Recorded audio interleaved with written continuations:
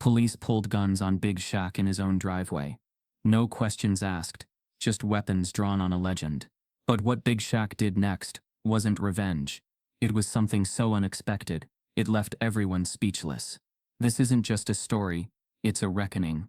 And it starts where safety should have. Before we deep dive into this interesting story, subscribe to our channel, and tell us where are you watching from. Share in the comments below.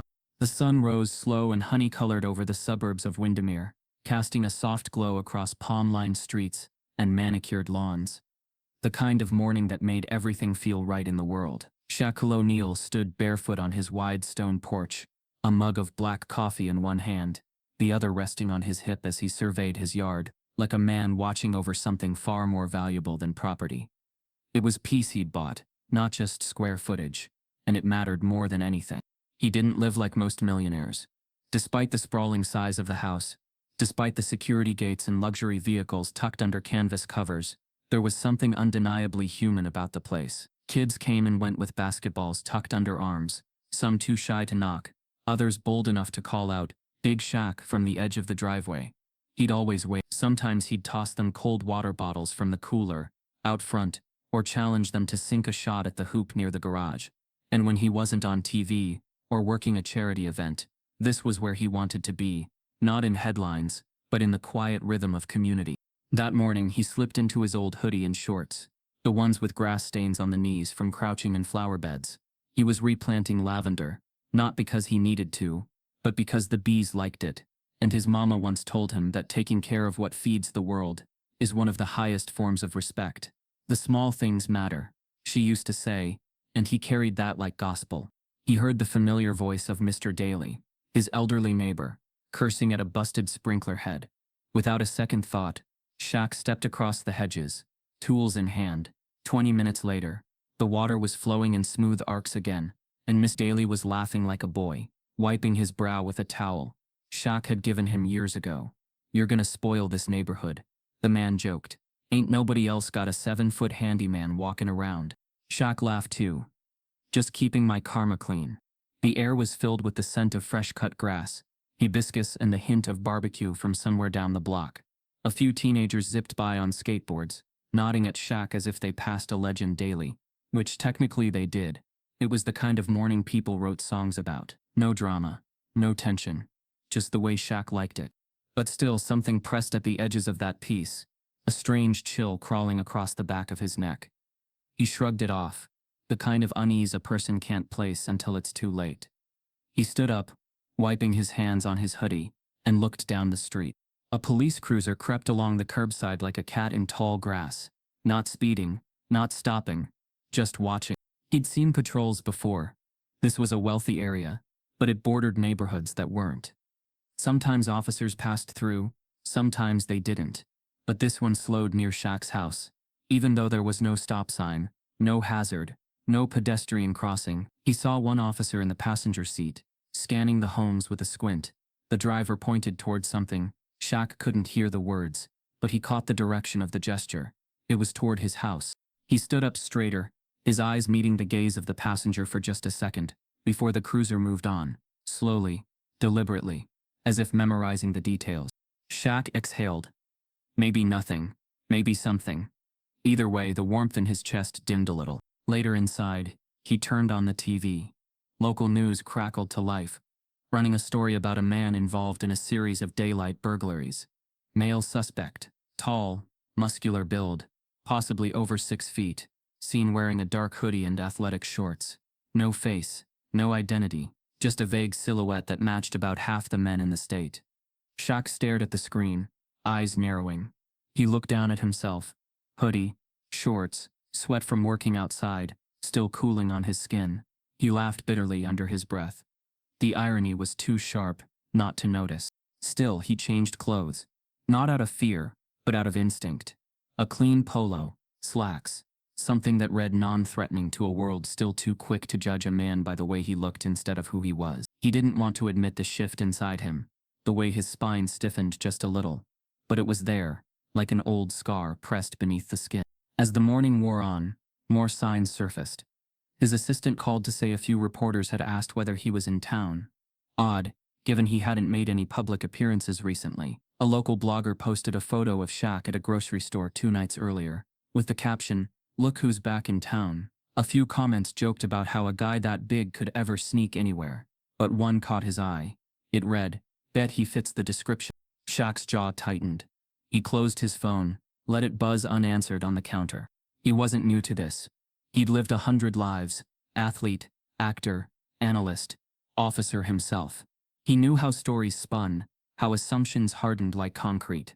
He also knew how quickly things could spiral, especially when fear walked into the room, dressed like authority. Outside, the day pressed on, but Shaq could feel something building, like thunder you hear before you see the lightning. That low-frequency dread that hums just beneath the surface. He walked out to his driveway, arms crossed, staring at the empty street like it owed him an answer. His mansion cast a long shadow behind him, but the sun beat down in front, sharp and clear. Everything looked normal, but nothing felt normal anymore. The kids didn't return to shoot hoops that afternoon. The dailies stayed indoors. The ice cream truck didn't make its usual rounds. Shaq sat down on the edge of the stone steps, resting his elbows on his knees. The lavender he planted leaned toward the sun, unaware of anything outside its reach. A bee hovered near, then flew off. He thought of his mother, of her warnings, of how she taught him to carry his body in public, to seem safe, soft, slow-moving.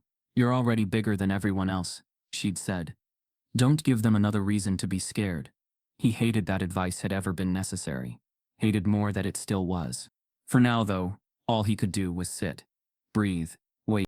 The world hadn't shifted yet. But it would. He felt it. Not because of fear, but because experience had taught him how to smell the smoke before the flames. He stood and walked toward the edge of the driveway, scanning the road again. No sirens, no lights, just birdsong and the distant hum of an approaching engine. But deep inside, something told him, this morning, this peace, it wasn't built to last. It was the kind of day that starts soft and ends in headlines. And Shaq knew, without yet knowing why, that nothing about this day would stay ordinary for long. It started with a sound that didn't belong. Shaq had just stepped back inside to refill his water bottle, when the shriek of tires tore through the silence, loud and urgent, like something ripping open the fabric of a calm day. He turned to the window without thinking, and the flash of red and blue lights slapped across his living room walls like a warning shot. By the time he stepped back outside, the world had already changed. 3 police cruisers barreled up the street, engines growling with authority, cutting sharp across the curb and into the wide circle of his driveway. Another vehicle came in from the side, fast, reckless, tires biting into the pavement. They weren't responding, they were moving in, with purpose, with heat. Shaq froze at the base of the steps, arms loose by his side, eyes scanning the chaos. Doors flung open, officers poured out, guns up, no words, just positions, covering angles, forming arcs, securing the perimeter like this was some kind of high-level raid. For a moment, he thought they were going past him, maybe responding to something deeper in the neighborhood. But then he saw the way they looked at him. Not past him, not through him, at him. The barrel of a pistol caught the morning light. Another officer's hand hovered above his holster, finger twitching. The air went razor thin. Shaq didn't move. Not because he was scared in the way people thought. Not of the bullets, or the cuffs, or the barked orders that hadn't even come yet.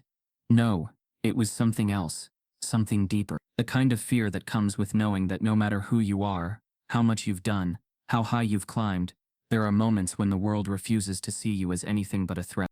The lavender he'd planted that morning still swayed in the breeze, utterly unaware of the storm that had taken shape around it. But Shaq felt every detail, the weight of 1,000 assumptions crashing down on him in an instant. His skin, his size, his silence, all suddenly dangerous. The silence stretched like a pulled muscle. No commands, no introductions. Just a line of officers, and their drawn weapons, eyes darting, jaws clenched. They hadn't even asked for ID. No one had said his name. To them he was just a shape, a profile, a match. Shaq didn't raise his hands immediately. Not out of defiance, but out of disbelief. He blinked once, twice. Then, slowly, he lifted his arms, palms out, the way his mother taught him years ago. Not because it made him safer, but because it was expected, because anything else could be misread. A camera phone clicked from across the street. Then another. And another. Neighbors had come out onto porches, some ducking behind bushes, others standing boldly, capturing what they thought they'd never see. Shaquille O'Neal, the big Aristotle himself, held at gunpoint on his own property, like a suspect, like a stranger, like a danger. He saw them. People he knew. People he'd helped. A teenager he'd given a scholarship to just last year. A man he'd once driven to the ER when no ambulance came. Their eyes were wide with horror, disbelief. But no one shouted, no one intervened. Fear wrapped around the block like a chain. The cop closest to him stepped forward, still silent, still aimed. Shaq spoke, finally, calmly, evenly. "This is my house." No reaction. Just the tense shuffle of another officer tightening the perimeter. He didn't repeat himself. He just stood there, arms still raised, sweat now streaking down his forehead. Not from heat, but from the sheer suffocating weight of being misunderstood. He didn't know what call they were answering, what report had come in, who had dialed the wrong name, the wrong address, the wrong assumption. But he knew one thing: nobody had bothered to check. The cruiser that had driven by earlier that morning flashed through his mind like a puzzle piece, locking into place. He should have known then. The way they'd slowed. The pointed glance. It wasn't just curiosity. It had been a scan. A quiet classification. Somewhere nearby, a baby cried. A dog barked. The world kept spinning, but for Shaq, everything had stalled. He heard his gate creak open, a security feature he'd once upgraded himself, and felt the vibration of more cars pulling in behind the squad units. Unmarked sedans. A black SUV. The cavalry. Except he wasn't being rescued. He was being surrounded. A woman's voice called out his name. Hesitant, unsure. Officer McDaniel, one of the few faces he recognized, stepped into view. She lowered her weapon slightly, but didn't holster it. "Sir," she said carefully, "we had a call." He didn't move, just waited. A report came in. Male, large build, dark hoodie, possibly armed. Seen near this address. We had to respond as if the threat were real. Shaq almost laughed. Almost. But there was no humor in it. "That's your description?" he said, gesturing to himself without lowering his arms. "That's all it takes?" McDaniel looked embarrassed. Not guilty, just caught. Caught in the machinery of a system that didn't need much to spin its wheels. "We're verifying now," she said. "Just stay calm, all right?" Shaq didn't respond. He wasn't interested in calming down for their sake. He wasn't about to perform politeness just to soothe their panic. Still, he didn't move. He didn't need to give them any reason to escalate. And then the murmurs started. From the crowd, from the cameras, from the growing swell of social media where the videos were already being uploaded, filtered, captioned, dissected. The comments started flying in faster than bullets ever could. They didn't recognize Shaq. In his own house? This is what happens even to famous black men. Imagine the rest of us. The weight of those voices wasn't lost on him. But neither was the deeper truth. This wasn't about celebrity. This was about identity, visibility, perception. He wasn't Shaquille O'Neal right now. He was just another tall black man in a hoodie, standing in front of a house too big for someone who looked like that. After what felt like hours but had only been minutes, another officer confirmed the obvious. It's him. It's his property. The tension in the air fractured, but it didn't fade. The guns slowly lowered. A few officers backed off, avoiding eye contact. No apologies came. No explanations, either. Just the awkward retreat of people realizing, too late, that they had been entirely, unforgivably wrong. Shaq finally dropped his arms, letting them fall to his sides like they weighed 1,000 pounds each. His shoulders rolled back, not out of arrogance, but out of reclaiming space that had just been stolen from him. McDaniel stepped closer, voice softer now. "Mr. O'Neal, this wasn't how..." He held up a hand, not aggressively, just firmly. "Save it," he said. "Not here, not now." And then he turned, walked back up his steps, and sat down. Not in defeat, not in defiance, but in deep, quiet reflection. The crowd stayed. So did the cameras. The police cleared the perimeter like a crime scene had just been resolved. Except the only thing guilty in that moment was a mindset, a reflex, a decision. Inside, Shaq sat still, watching the reflection of the sirens fade from his windows. The worst hadn't happened. But that didn't make it okay. That didn't make it over. Somewhere deep inside, A line had been crossed, not just by the officers, but by the system they represented, a system that could stare down a legend and still see a suspect. It wasn't about pride, it was about reality. And Shaq knew this wasn't the end of the story. It was just the moment everything changed. Time, as Shaq knew it, didn't stop. It fractured. Seconds bled into one another, stretched like pulled wire, fragile and humming with tension. The officers had lowered their weapons, but the damage had already been done. The visuals had seared into memory, not just his own, but into a million camera phones and live streams. That moment, captured in frozen frames and stills, would circulate long after the sirens faded. But it wasn't the virality of it all that haunted him. It was the sheer absurdity that in the span of a heartbeat, the world could forget who he was, and remember only what he looked like. He hadn't moved from the steps of his house. His hands still tingled from being held aloft for so long. He didn't know what part hurt more, the physical fatigue or the emotional ache that was slowly spreading through his chest. The kind of ache that had no real center but seemed to touch everything at once. He sat there, posture still, staring ahead as if blinking would somehow make it all dissolve into something else. But nothing changed. The driveway still shimmered with heat. The last squad car still idled down the road, engine humming like a reminder that peace was never promised. He thought of his mother, Lucille, the strongest woman he'd ever known. Her words from years ago played like a whisper through the static of his mind. Dignity doesn't make the fire cooler, but it keeps you from burning with it. He hadn't understood that as a teenager, back when his size and fame were still growing faster than his maturity. But now, sitting there in the heat of a day that had betrayed him, the meaning hit with surgical precision. He had held his hands up because he knew exactly what the alternative looked like. Not a confrontation, but a misunderstanding turned fatal. Not just a man defending himself, but a headline reading, "Aggressive Suspect." Shaq had lived too many lives to pretend ignorance. He didn't wear naivety the way the world assumed celebrities could. He had grown up with the code, with the unspoken rules black men passed down like survival guides. Don't move fast, speak clearly, keep your hands visible, lower your tone, don't escalate, don't resist, don't question, just survive. His house was quiet now. The crowd outside had thinned, though a few still lingered at the far end of the street. Most weren't neighbors. They were onlookers drawn by the chaos, holding phones like shields. Some stared in silence, some whispered. Others just watched him like he was part of an unfolding documentary, unable or unwilling to process the weight of what they'd seen. He was used to being observed, arenas, cameras, stages, but this was different. This wasn't admiration. It was morbid curiosity, as if people were waiting to see how much pain he could take without breaking. In his mind, moments from his childhood flickered like old film. His first dunk on a regulation hoop. His first rejection by a store owner who didn't believe he had money to buy sneakers. The time a police officer told him to calm down, even though he hadn't said a word. The duality had always followed him. Loved in public, feared in silence. He reached for his phone, hands shaking slightly, not from fear but from the raw hum of adrenaline that hadn't yet faded. Dozens of missed calls, hundreds of texts. His name was already trending, news outlets were already spinning. The familiar photo of him, standing with his hands in the air, had already been clipped and filtered 1,000 ways.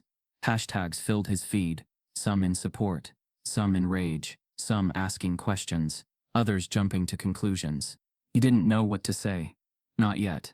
For the first time in years, he felt like a stranger in his own skin. It wasn't just the public embarrassment, it was the private collapse. That slow realization that everything he'd built, every achievement, every good deed, every public speech, could be rendered irrelevant by a single moment of misrecognition. He walked slowly into his kitchen, the cool air brushing against his sweat-soaked neck. He opened the fridge and grabbed a bottle of water, but it sat untouched in his hand. His reflection in the glass of the microwave caught his eye. The hoodie was back on the hook, but the shadow of it lingered, not on the fabric, on his body, as if every part of him now wore a label he hadn't asked for. Outside, the silence had turned eerie. No sirens, no traffic, just the soft chirp of cicadas and the occasional rustle of wind. But in Shaq's mind, the storm hadn't passed. It was just shifting. He moved to the living room and sat on the edge of the couch, elbows on knees, phone in one hand, the other rubbing the back of his neck in slow, deliberate circles. He didn't cry, not visibly, but the burn in his throat, the sting in his eyes, they were there. and he let them sit without shame. Because this wasn't weakness. This was weight. A kind of burden that couldn't be lifted by muscles or fame. He thought about calling his mother. He always did when the world cracked open. But something stopped him. Not because he didn't want to hear her voice, but because he didn't want her to hear the pain in his. Lucille had seen enough already. She had survived raising a son like him in a country like this. He didn't want to hand her more fire to hold. Instead, he closed his eyes and tried to breathe. Deep, even, intentional. But it felt like trying to steady a ship in rising water. His brain raced, not with fear anymore, with what came next. This wasn't the kind of thing he could ignore, not something to bury under the next news cycle, or distract from with a charity event. This was personal. It was public. It was both. And it needed a response. But how do you respond to being erased? Because that's what it felt like. Not just mistaken identity. Something deeper, more sinister. A system that in one blink had erased everything about him except his silhouette. And he knew that if it could happen to him, it could happen to anyone. Already had. He stood again, pacing slowly, letting the sound of his footsteps anchor him back to something solid. The floor beneath him was still the same. His home still intact, but something in him had shifted. Something permanent. He walked to his study, a space filled with photos, jerseys, awards, a lifetime of proof that he had mattered, had made a difference.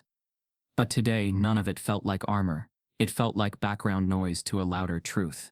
He stared at a framed picture, himself and a group of boys from a local basketball camp he'd sponsored. Big smiles. Hope in every face. He'd promised them that being seen mattered, that being known could keep you safe. But now he wasn't so sure. In that moment, he didn't want revenge. He didn't want a press tour. He wanted answers. He wanted change. But more than anything, he wanted a way to make sure this never happened again. To him, to those kids, to anyone walking their own driveway while carrying the weight of their skin. The ache inside him pulsed again, but this time it came with a sense of clarity. Slow, sharp, and undeniable. He picked up his phone once more. Not to tweet, not to rage, but to begin. He opened a notepad app and started to write thoughts, phrases, questions. Not just about race or fame, but about fear, about instinct, about how quickly suspicion could replace humanity. He didn't know what he'd do with the words yet. Whether they'd become a speech, a letter, a mission, but he knew they mattered. Because stories like this, if not told right, become just another outrage. Loud, viral, forgotten. But told with truth, with heart, they could become something else. A spark, a mirror, a movement. And Shaq wasn't just a man with a story. He was a man with reach, with voice. And now, with something to fight for that wasn't about points or wins, but dignity. The freeze frame of that morning would live forever, in media, in memories. But he wouldn't let it end there. He couldn't, because even in stillness, he wasn't done moving. And this wasn't the end of the story. It was the part where everything begins. Before he was Big Shaq, before the world learned his name and leaned into his laugh, before the trophies and endorsements and television cameras, he was just a tall, quiet boy walking home through dim streets, ducking under low-hanging branches, his backpack slung across one shoulder, and his eyes trained forward because he'd been taught not to linger, not with his gaze, not with his stride. He was 15 the first time it happened. It was late, not midnight late, just enough past sundown that the sky had turned indigo and the orange streetlights buzzed alive in rows. He'd stayed after practice, helping coach pick up cones and stack folding chairs because that's what Mama said you did. You helped without being asked, and you stayed humble doing it. His legs were tired, and his shoes scuffed louder against the sidewalk than usual. He didn't see the cruiser until it rolled up beside him with its windows already down, and the spotlight snapping into his eyes like a slap. The voice that called out wasn't angry. It was flat, measured, like it had been said 1,000 times before. Hey, stop there, you match a description. That phrase would haunt him for years, used again and again in places far from that street, from that city, from that night. But it started there. He stopped because Mama said you stop. You don't run. You don't talk back. You don't ask questions. He was 6'4" by then, broad-shouldered, and soft-spoken. But to them he was tall, male, black, and wearing a hoodie. That was all they needed. They asked where he was coming from, didn't believe him when he said practice. asked if they could check his bag, didn't wait for the answer. They didn't find anything, but one of them kept a hand near his hip like the boy might suddenly transform into something monstrous. They let him go after a few minutes. Never apologized. Just told him to be careful out here.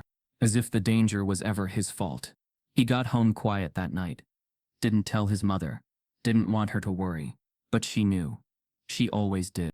She sat him down at the edge of the couch, looked him dead in the eyes, and told him what her father had told her brothers. They don't see you the way I do, baby. Out there, your kindness don't shine first. Your smile won't protect you. You gotta stay calm when they don't. You gotta survive the moment so you can tell the story later. And that became his blueprint, not just for that moment, for every moment that followed. It happened again when he was 17, after a high school game where he dropped 32 points and 15 rebounds. The crowd had been electric. The recruiters impressed.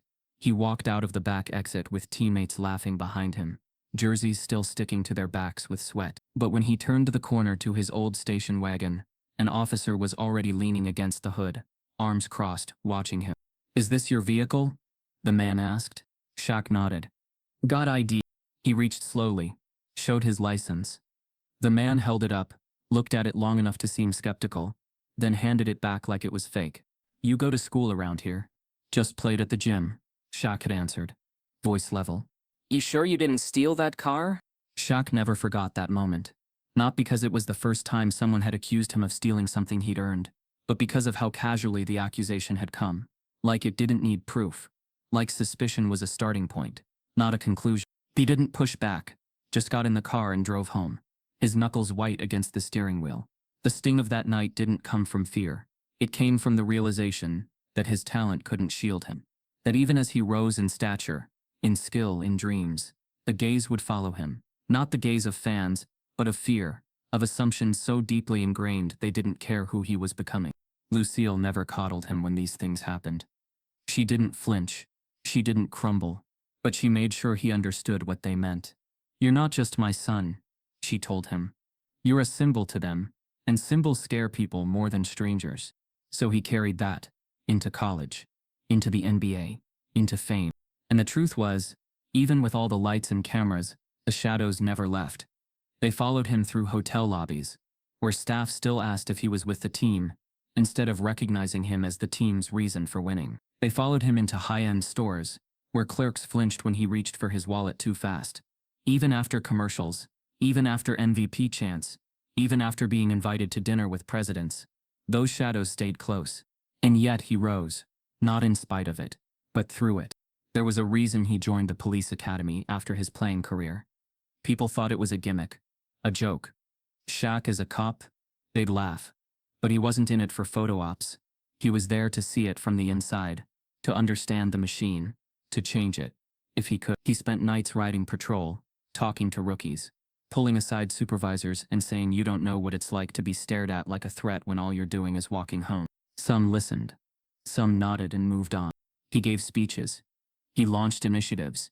He funded scholarships. He brought kids from marginalized neighborhoods into gyms, into schools, into opportunity. But still, he knew that no amount of giving back could scrub the stain off a system built on fear. And when cameras stopped rolling, when the mic was off, he sometimes sat alone and wondered if it was even possible to make the world see him, not as a legend, not as a brand, but as a man who loved his mama, who gave strangers free meals, who cried at movies and prayed at night, and still sometimes had dreams where he was that 15-year-old boy again, blinded by a cruiser's spotlight. The memory of it all surged inside him now, like a tidal wave. The officers with the drawn guns, the silence, the way none of them had spoken his name. He'd heard his name cheered in packed arenas, seen it printed on banners, stitched on jerseys, shouted by kids across playgrounds. But not in that moment. Not by them. And that silence was louder than any insult could have been. He walked into his hallway and stared at the photo wall. Snapshots from years past. His children, his mother, the teams he'd carried, the lives he'd changed. He reached out, touched one of them. A photo of his youngest daughter sitting on his shoulders during a charity event. Her smile wide, her hands in the air, like she could touch the sky. He closed his eyes and exhaled. Because what had happened to him wasn't just about him. It was about her. About all of them. About the generations coming up behind him, who would carry their own targets just for existing in skin that someone else decided meant danger. He remembered a night in college, staying up with his roommate, watching news footage of the Rodney King beating on repeat, wondering how a country could see that tape and still debate what they were watching. He remembered turning to his friend and saying, if they can do that to him with the world watching, imagine what they'll do when no one's looking. He had wanted to believe things would change, that with time, with progress, with patience, the fear would fade. But now, standing in his own home, hours after being held at gunpoint, in his driveway, he felt the bitter taste of that same question rise again. Had anything really changed? He didn't have the answer, but he knew one thing. He wouldn't let the past haunt him into silence. The shadows from his childhood, from his adolescence, from the sidelong glances and the shouted accusations, they didn't define him, but they shaped him. And now, they reminded him of what was still left to do. This wasn't just about an incident. It was about the long, quiet war so many people fought every day. The war of perception, of dignity, of not being seen until it was too late. Shaq wasn't the boy walking home anymore. He was the man who owned the house the world had tried to treat like a crime scene. And he would make sure that his story wasn't just another chapter in a long book of injustice. He would write something new. Because the shadows from the past weren't just reminders of pain, they were fuel for change. And Shaquille O'Neal still had something to say. The first headlines hit before the sun had fully shifted across the sky. Shaquille O'Neal held at gunpoint by police in mistaken identity case. NBA legend detained outside his own home. Breaking incident at Shaq's Florida mansion caught on camera. But none of them had the whole story, and none of them seemed interested in finding it. Shaq sat at the edge of his kitchen counter, half watching the TV, half scrolling through a storm of updates on his phone. The footage had already gone viral. Not one angle, but 5, captured from neighbors' windows, smartphones, doorbell camera. There he was, motionless in his own driveway, hands in the air, eyes wide with disbelief. To the internet, it was a moment of collective shock. To Shaq it was a wound still bleeding in silence. He hadn't spoken publicly. Not yet. And that decision wasn't about strategy. It was about space. The space to think, to breathe, to wrap his head around the magnitude of how fast the narrative had splintered. Because the truth was more complicated than a headline. The call that triggered the incident came from an anonymous number. A man's voice, digitally garbled, reported a suspicious individual lurking outside a luxury home.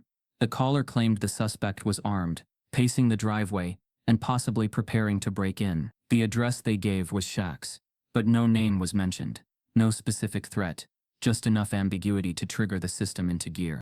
The responding officers never verified the license plate of the car parked out front, never checked the deed, the name on the mailbox, or the well-documented security file attached to one of the most recognizable figures in the state.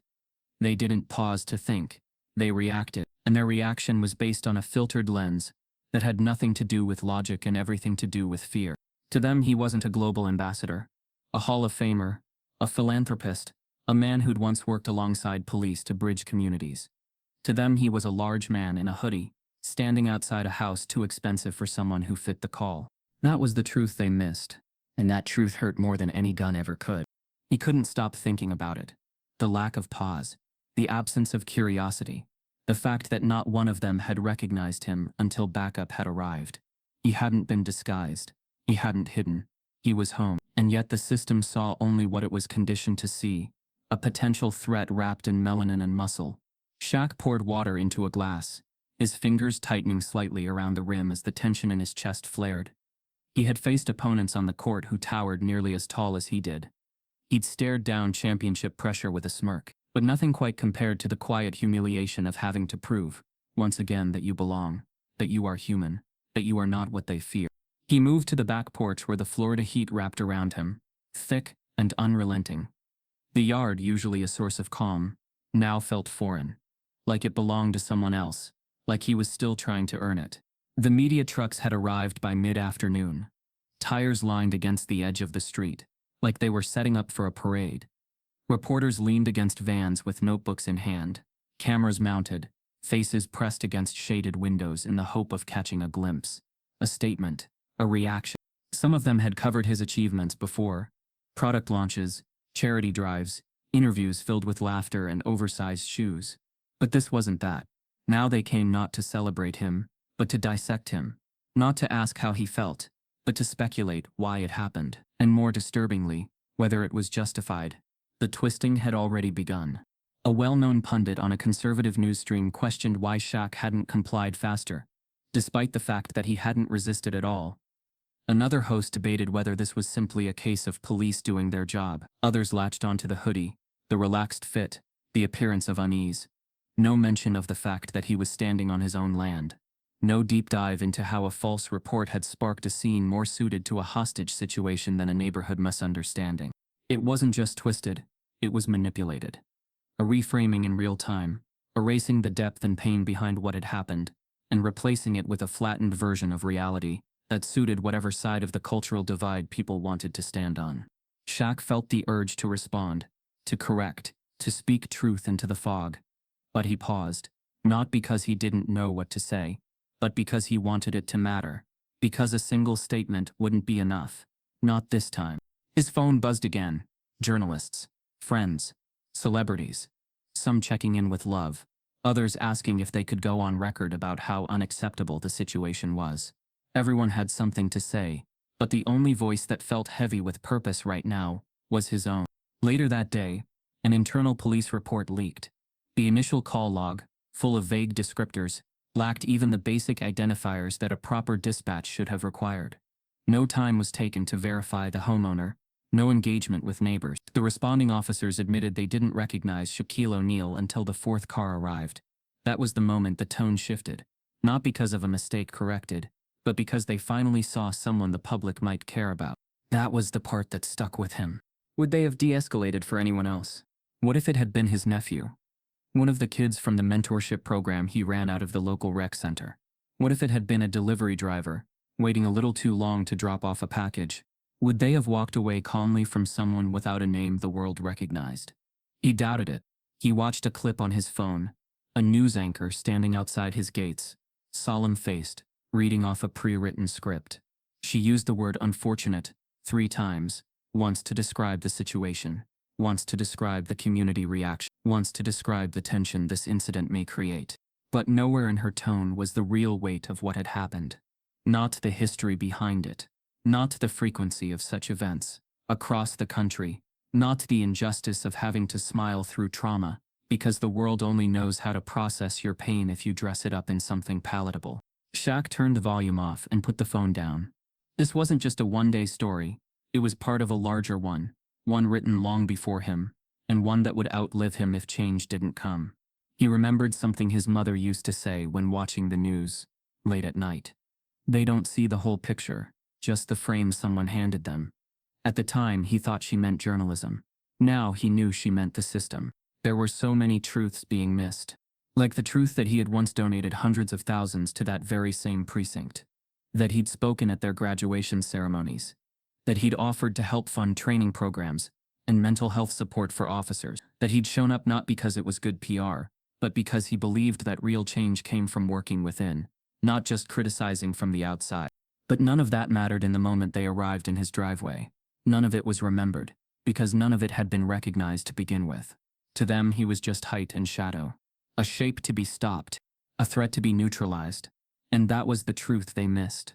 By evening, as the sun dipped and the cicadas picked up their chorus, Shaq sat in his study, surrounded by trophies that now felt like relics. He flipped through the official incident report a contact had quietly sent him. The language was clinical, sanitized, detached, responded with precaution. No physical engagement. Situation resolved without incident. But it wasn't without incident. It was filled with incident, with impact, with insult, with layers of meaning that none of the paperwork would capture. The humiliation hadn't come from handcuffs or force. It had come from invisibility, from being seen but not recognized, from being mistaken not for someone else, but for something else. His eyes drifted to a framed letter on the wall. One he'd received years ago from a single mother in New Jersey, thanking him for buying her son his first pair of basketball shoes. "You made him feel seen," she wrote. Like he mattered. That line hit different now. Because in that driveway, under those sirens, with those guns drawn, no one had seen him. And all he wanted, All any of them wanted was to matter, to be seen for who they truly were, to walk their own street without becoming a symbol of someone else's fear. The world didn't pause, it pivoted. Less than 24 hours after the footage broke, the news cycle turned into a storm. Screens from coast to coast lit up with Shaquille O'Neal's image. Not the jovial, laughing giant fans we're used to seeing on sports panels or late-night comedy shows, but a still from his own driveway. Solemn, stunned, framed by police and suspicion. It was an image that didn't just capture a moment. It ignited a conversation. Every major network carried the headline, each bending it slightly to fit its own narrative. Some called it a concerning misunderstanding. Others labeled it systemic failure in real time. The most aggressive commentators didn't bother with nuance. They rolled the footage on loop, reducing the complexity of what had happened into 20-second segments that chased outrage more than truth. Shaq didn't watch most of it. But he didn't have to. The noise filtered in regardless. Every ping of his phone brought another piece of the country's reaction. Tweets from senators, posts from athletes, DMs from entertainers, all laced with shock, sympathy, or skepticism. Everyone had something to say, and almost none of them had called him directly. He kept his phone face down on the counter, letting the screen go dark. The volume of attention didn't flatter him. It exhausted him. America was watching, but not necessarily listening. Outside, the energy around his house shifted from quiet suburban routine to full-blown spectacle. Protesters began to arrive in waves, not angry mobs, but crowds of people holding handmade signs and wearing shirts with messages like, "Not even Shaq is safe," and "Being big shouldn't be a crime." Some stood in silence, holding candles even during the daytime. Others chanted peacefully, calling for police reform and accountability. Camera crews set up along the sidewalk. Tents popped up near the cul-de-sac, and mobile broadcasting vans blocked neighbors' driveways with unapologetic bulk. Some neighbors supported the cause. Others grumbled behind closed blinds, but no one could deny it anymore. This wasn't just about a single man's experience. It had become a symbol, a mirror. Reporters camped out day and night. Some knocked. Others shouted questions across the lawn, trying to bait a statement. "Mr. O'Neal, how do you feel about the department's response? Do you plan to press charges? Are you afraid now in your own home?" But Shaq said nothing. Not yet. He moved through the house like a ghost in his own story. Watching, absorbing, calculating. There were moments when he stood just beyond the window frame, where the cameras couldn't catch his silhouette, where he could see the world reacting to his pain as though it belonged to them. He didn't ask for this attention. He didn't stage anything. The narrative had found him, shaped itself around him, and now threatened to consume him entirely if he didn't take control of it. But he wasn't rushing. This wasn't a press tour. This was his life. Inside, the television flickered between talk shows, spinning debate panels that all sounded the same. One host shook his head and said, "Let's not jump to conclusions." Another leaned forward and pressed, "If it can happen to Shaquille O'Neal, what does that say about the rest of us?" The answers fell into predictable rhythms. People choosing sides like it was a game, forgetting the man in the center of it all was still trying to process what had actually happened. His team, PR reps, lawyers, brand managers, started circling. They offered pre-written statements, TV slots, controlled interviews. "We can get ahead of this," one of them said. "You control the narrative, Shaq. You've got the power." But power wasn't what he felt. He felt exposed. He felt like a man who'd been reduced to a news item. He'd spent decades building his identity, not just as a player but as a father, a mentor, a philanthropist, a bridge between the community and law enforcement. And in one moment, all of that had been set aside by people too scared to pause and see who they were pointing their guns at. What they didn't realize, what the media hadn't grasped, was that Shaq wasn't silent because he was uncertain. He was silent because he understood what came with speaking too soon, or too loud, or with the wrong tone. He had nothing to prove. But everything he said from here on would shape what happened next. Not just for him, but for every person who'd ever been judged by fear before they could be seen by truth.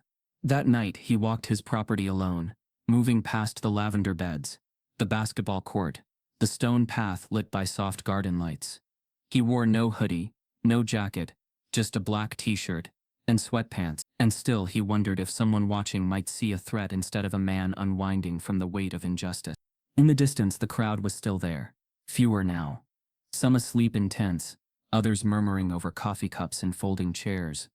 But they weren't going away. Not until something was said, not until he gave them direction. Shaq thought of other men who had been caught in moments like this. Some living, some not.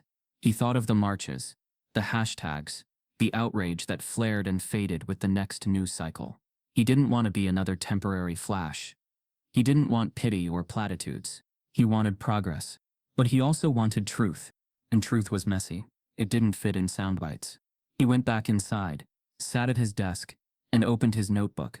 Not the one from his phone, but the leather-bound one Lucille had given him years ago.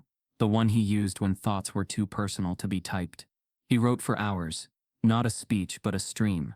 Thoughts about being seen. About how people confuse silence with safety. About how even giants get reduced when fear clouds judgment. By sunrise his decision was made. He wouldn't go on a talk show. He wouldn't sit across from a news anchor begging for tears. He'd speak on his own terms, in his own way when the moment was right. Meanwhile, the crowds grew. The next day celebrities joined in. Not just tweets and Instagram stories, but appearances. A well-known actor flew in from LA to stand in solidarity. A Grammy-winning artist live-streamed a performance from the sidewalk, dedicating a song to the ones the world forgets, until it's too late. Even retired politicians issued statements, some genuine, some clearly crafted for public alignment. But Shaq kept quiet, and that silence became louder than any press release. America watched a man who had been everything from an athlete to an officer, now being pushed to define himself once again, not on his own terms, but through the lens of public crisis. Shaq knew that attention was temporary, but impact could be permanent. He watched from his window as two young boys, no older than 10, stood at the edge of his gate, holding a sign that read, "We see you, big man." They didn't ask for selfies. They didn't yell. They just stood there staring up at the house like it was something sacred. And in a way it was, because they weren't just looking at a celebrity. They were looking at a version of themselves they hoped could survive this world. Shaq felt that, deep. This wasn't about virality. This was about visibility. About how the world only noticed Black lives when something went wrong. And how that moment of visibility came with a cost. Of dignity, of safety, of humanity. The media continued to stir. One outlet ran an op-ed titled, "Shaq's silence is deafening and powerful." Another speculated whether he was preparing legal action. Some praised his restraint. Others condemned it, calling it non-committal, passive, strategic silence. They missed the point entirely. This wasn't a strategy. This was grief. This was a man sitting with the weight of a system that nearly broke him in the one place he should have felt most secure. The calls came from all directions: mayors, civil rights organizations, athletes past and present. Some offered support, others wanted answers. But Shaq didn't rush. Because sometimes the most powerful thing you can do is not react, but reflect. The media wanted a story arc. A rise, a fall, a redemption. But Shaq wasn't interested in performance. He was interested in change. So he waited. He watched the watchers. And when he finally stepped forward, it wouldn't be to reclaim the narrative. It would be to rewrite it. The announcement came quietly. No dramatic teaser. No celebrity rollout. Just a single post from Shaq's official account. Black background. White text. "Tomorrow at 11 a.m. I'll speak." No cameras inside. Just ears open. The post went live at midnight. And by 12:05 it had already reshaped the narrative. America had been waiting. Scrolling. Refreshing. Speculating. The silence that had hung so heavy over the past few days cracked open with 12 simple words. And suddenly, the nation leaned in. No one knew what to expect. Would it be anger? A declaration of legal action? A blistering call out of the police? Would Shaq burn the system down, with words sharper than any weapon? Everyone had their guess. But no one had the full picture, not even the ones closest to him. At 10:58 a.m., Shaq stepped out of his home through the side entrance, moving around the crowd and up a back path leading to a private tent erected at the far end of his property. It had been set up overnight. Simple, no branding, no platform theatrics, just a clean space with folding chairs, shaded cloth, and a single microphone. The guest list was controlled. Members of the press were allowed in without cameras. No live feeds. No sound bites fed to networks. The audience included community leaders, activists, clergy, school principals, and a few students from his foundation's youth program. People who had felt what he'd felt. People who didn't need it.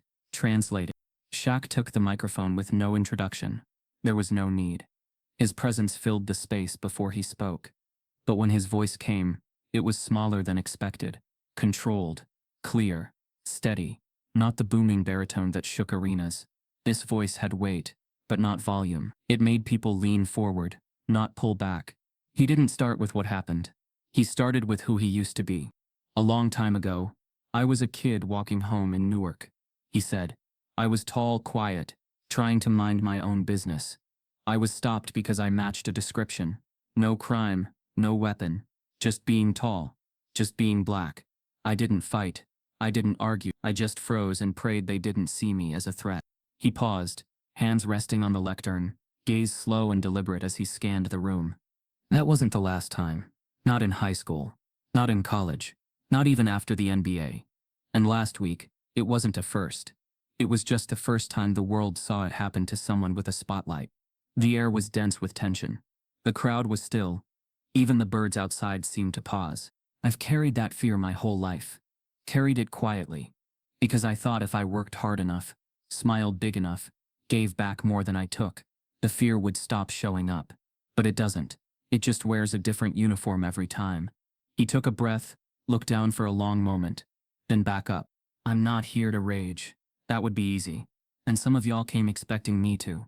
You wanted fireworks, fire, fury, but that's not why I called you here. He let that sit. And then, from the back of the tent, a small stir. Two figures walked slowly down the side aisle. They weren't expected, weren't introduced, but the crowd recognized them instantly. The two officers from the incident. The ones seen in the now infamous footage. The ones who'd drawn their guns, who'd never said his name, who for minutes that lasted lifetimes had treated him like a threat instead of a neighbor. Gasps rippled through the tent. One journalist dropped his pen. A woman near the front clutched her necklace. The air flipped from calm to electric. Suspicion, curiosity, even a flicker of anger. What were they doing here? But Shaq didn't waver. He nodded toward them, inviting them to step beside him. And they did.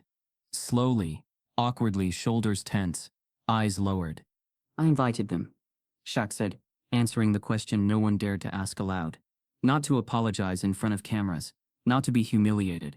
I invited them because what happened wasn't just about me, it was about all of us. Them too. He turned slightly, addressing them directly now. You were wrong that day, he said. You didn't see me. You didn't see a man. You saw a figure, a fear, and that almost cost us all something bigger than an apology could fix. The older of the two officers, Officer Delaney, nodded slightly, his jaw clenched but trembling. But here's what I also know, Shaq continued. I've spent time with officers. I've ridden patrol. I've sat in briefing rooms and heard how fear is taught, how instinct is confused with bias. And I know that real change doesn't happen through punishment. It happens through presence. He stepped back from the mic, letting the words breathe. So today, I'm not asking for their resignation. I'm asking for their participation. Another wave of surprise hit the audience. Murmurs now. Some confused. Some stunned. But no one moved. No one left. Every eye stayed fixed on him. I'm launching something new, Shaq said. A program called Eyes Empathy, Youth, Equity, Safety. It's not just a statement. It's not a donation. It's a mission. A full-circle system of training, healing, and reform, where officers train with community members, not in classrooms, but in homes, in real spaces, where young men and women sit across from the very people they fear, and learn not to perform peace, but to live it. The officers remained still, listening. I've asked these two men to be the first to enroll, not because they're bad cops, but because they're willing to learn what they were never taught. There was no applause. Not yet. People didn't know what to do with the moment. It defied the script, the expected outrage, the media narrative, the clean lines of blame. Shaq had twisted them all. And instead of fire, he'd poured water. But it wasn't weakness. It was control. It was power. It was grace. And it changed the temperature in the room. He turned back to the audience, voice growing just a shade louder now. I'm not asking y'all to forgive them. I'm not telling you to move on. I'm saying we've got to stop looking at every incident like a final page. It's not. It's a turning point. But we've got to decide which way we turn. Now, Slowly, hands began to clap. Not fast, not rowdy, but steady, real, earned. Then more joined in. And soon, the room was on its feet. Not for the officers, not even for the speech, but for the man who had the power to burn it all down, and instead used that power to build something no one expected. Outside, the crowd that had been watching on a screen, set up near the fence, reacted with a mix of emotion. Some cheered. Others cried. A few still stood in silence, unsure how to process a story that refused to follow the rules of outrage. But the story had turned, not in spite of pain, but because of it. That afternoon, the press finally got what it came for, not a soundbite, but a shift. Not just in narrative, but in tone, in temperature, in trajectory. And as the tent emptied and the cameras turned back on, one reporter looked into her lens and said, "We witnessed something we don't often see anymore." A moment of humility, not just from two officers, but from a man who had every right to be angry, and instead chose something harder. Inside the house, Shaq sat quietly with his mother. Lucille had watched the entire speech from the back row. She hadn't said a word yet, just held his hand as the crowd exited, as the tent emptied, as the storm settled. Finally, she turned to him. "You did what I hoped you would," she said. "You reminded them you're more than what they see." Shaq nodded, his throat tight, eyes glistening. Because forgiveness wasn't surrender. It was a strategy, and grace wasn't a weakness. It was a revolution, unconventional. And yet it worked. Because the idea wasn't just to retrain minds, it was to reopen hearts that had calcified under years of assumption, fear, and separation. Shaq covered every expense. Not through donations, but directly out of pocket. Quietly. No tax-deductible splash. No press blast about his generosity. He paid for therapy sessions for officers grappling with PTSD, and he offered scholarships for young men who completed the partner program to pursue careers in counseling, criminal justice, or community development. And then he did something no one saw coming. He reached out, privately, to the officer who had drawn his weapon that day. Officer Delaney. There was hesitation. A lot of it. Delaney didn't respond at first. He declined the invitation to meet. But Shaq persisted. Not with pressure, but with patience. He sent a single message. "This isn't about forgiving what happened. It's about facing it. Together." Eventually, Delaney agreed. Not to speak at an event. Not to offer a staged apology. Just to meet. But before he met Shaq, he asked if he could meet someone else. Lucille. Shaq's mother opened the door herself. She didn't flinch when she saw him. She didn't smile either. She just opened the door wide enough for him to step in, and waited for him to speak. Delaney stood awkwardly in her living room, eyes cast down, uniform replaced with a pressed button-up, and hands wringing like a man trying to gather words that felt too small for the weight of what he needed to say. "I was afraid," he said eventually. "That day I didn't see a man. I saw a headline before it happened. I saw danger. I saw the worst possibility. And I didn't ask myself if what I saw was real, or just what I'd been trained to expect." Lucille listened. Not because she had to, but because listening was its own form of strength. When he finished, she stood, walked to the kitchen, and returned with a framed photo of Shaq as a child. She placed it in his hands. "Next time," she said, "see this first." Delaney's eyes filled, and when he left it was with that picture tucked beneath his arm, and something inside him cracked open. Not from guilt, but from recognition. From then on he became the program's first internal advocate. Word spread fast, not because it was sensational, but because it was sincere. More officers began volunteering for the program. Not just rookies, veterans too. Not because they were forced, but because they were tired. Tired of the barrier between them and the communities they were supposed to serve. Tired of not knowing how to fix something they didn't fully understand. The city took notice. Mayors called. Other departments requested access. Cities from Chicago to Charlotte asked if they could replicate the model. Shaq said yes, but only if the rollout remained community-owned. This couldn't become corporate. It had to stay personal, grounded. And still, he kept showing up, unannounced, unfilmed. He sat in on sessions. He helped moderate discussions. He listened to boys talk about being profiled, and to officers share how fear had shaped their instincts more than training ever had. One session in Newark ended with a 17-year-old named Kieran standing up and saying, "I used to think all cops wanted to hurt us, but now, I just think most of them are scared of us. And maybe that's worse." because you can fight hate. But fear? Fear makes people lie to themselves. That line was written on a whiteboard the next day, at both centers. Outside of the program, real changes began to ripple. The protest crowds, once tense and expectant, shifted to something more active. Neighborhoods began organizing block events, where police were invited, not to patrol but to participate. Cops in street clothes played pickup games, shared meals, sat with elders. None of it was perfect. There were still stumbles, still suspicion, still rawness that hadn't healed, but there were also firsts. First laughs, shared. First names remembered. First eyes held without flinching. Media tried to shape the story again, this time with a more hopeful slant. Shaq's quiet revolution. Redemption at the root. From target to teacher. But Shaq didn't respond to any of it. He didn't grant interviews. Didn't issue follow-up statements. He just kept working. He knew this wasn't about him anymore. It was about creating something that would outlast his name. Lucille watched all of it with a quiet pride that needed no words. She still worried, of course she did. No program erased the risks. But she also knew her son had turned a moment of humiliation into a movement of meaning. And that mattered more than any headline ever could. One evening, she and Shaq sat on the porch together. The Florida air thick with warmth and the sound of laughter from a barbecue 2 houses down.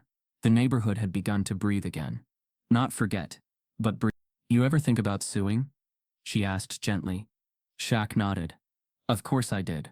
And I thought about what it would change, and then I thought about what I could build instead.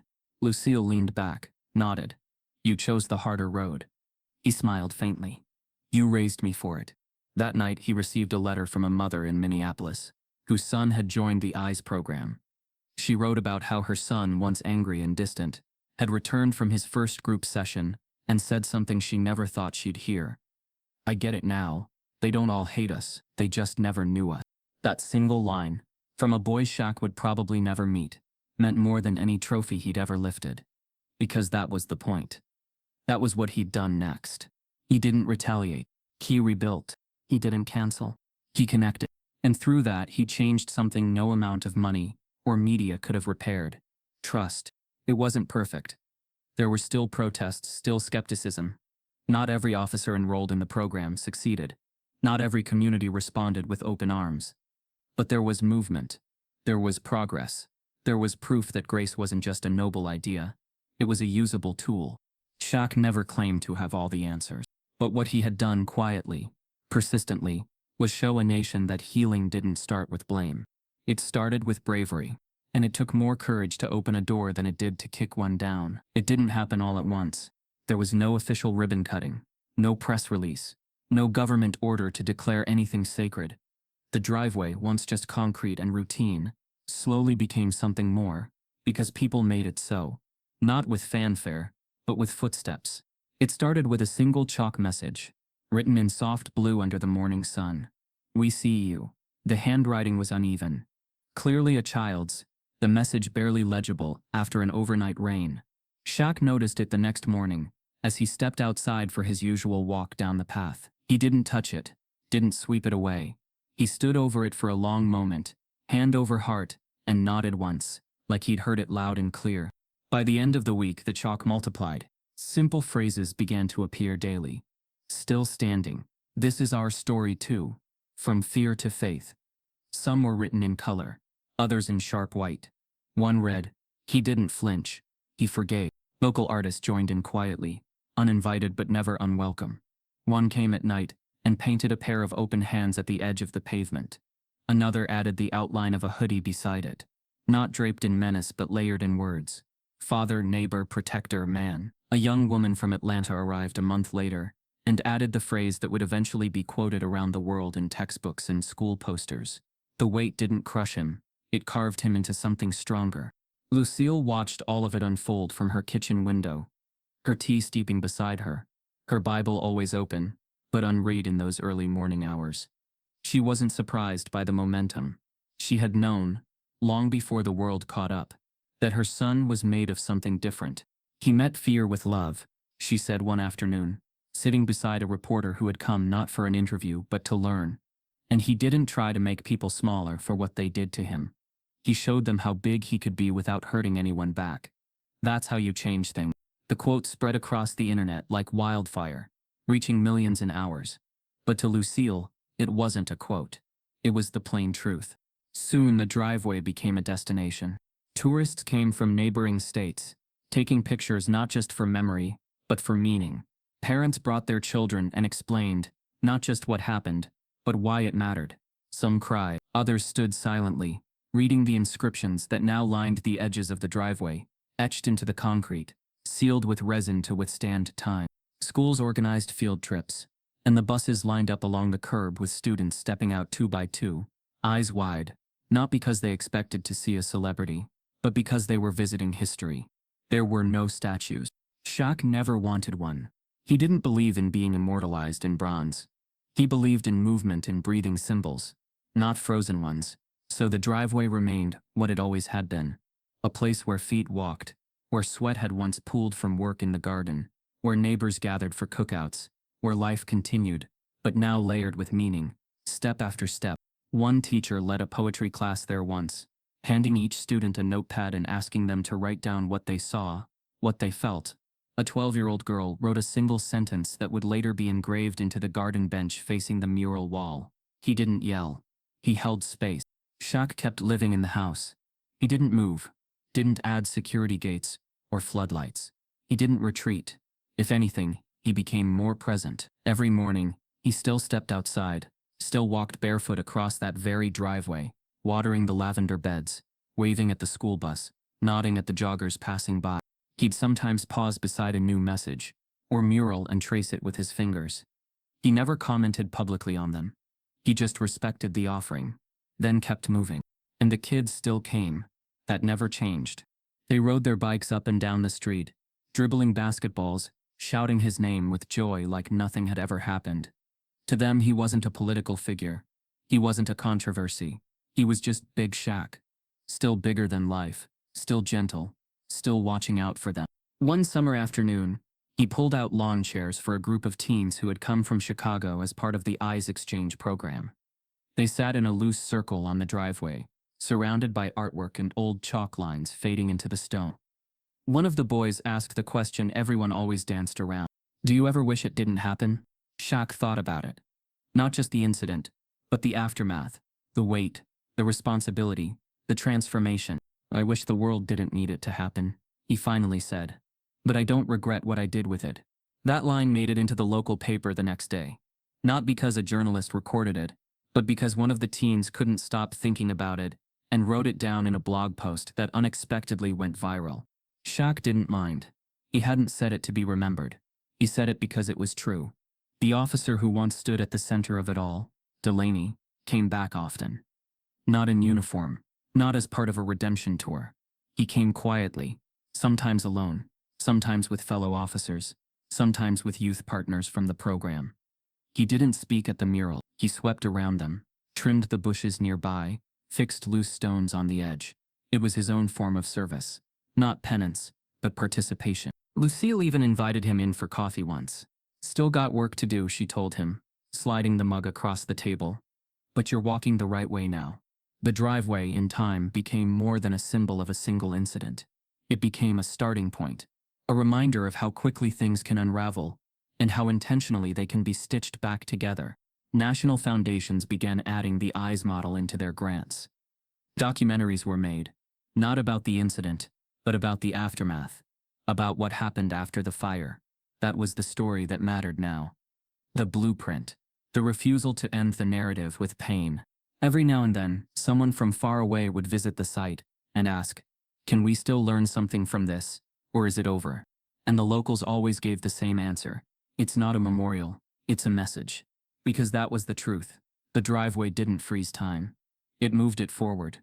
On the 1-year anniversary of the event, no parade was held, no speeches. Instead, Lucille organized something different, a day of silence. From sunrise to noon, no one spoke. Visitors came and walked the pavement in silence. Students held hands. Officers from different departments stood shoulder to shoulder. No badges, no rankings, just people, witnesses, learners.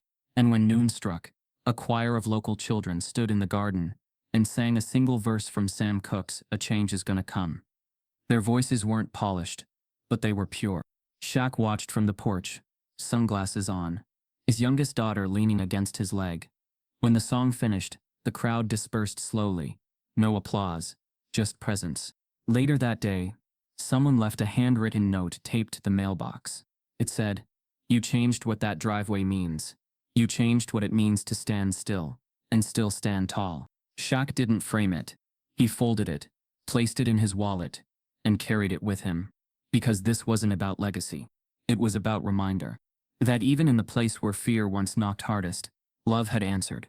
That even where power once stood trembling and wrong, understanding had returned to kneel and help rebuild. And every morning since, when the sun spills across that driveway, it shines different. Not just brighter, but fuller, deeper. Like it knows the story it's lighting. A story not of defeat, but of definition. Of what it means to be seen. To be strong. To forgive without forgetting. And to turn the very ground you were once almost erased on into something eternal. If this story moved you, don't let it stop at a screen. Talk about it. Question what's normal. Challenge what's been ignored. Start where you are. In your home, your street, your silence. Because change doesn't come from watching, it comes from choosing. And now, you've seen what choice really looks like.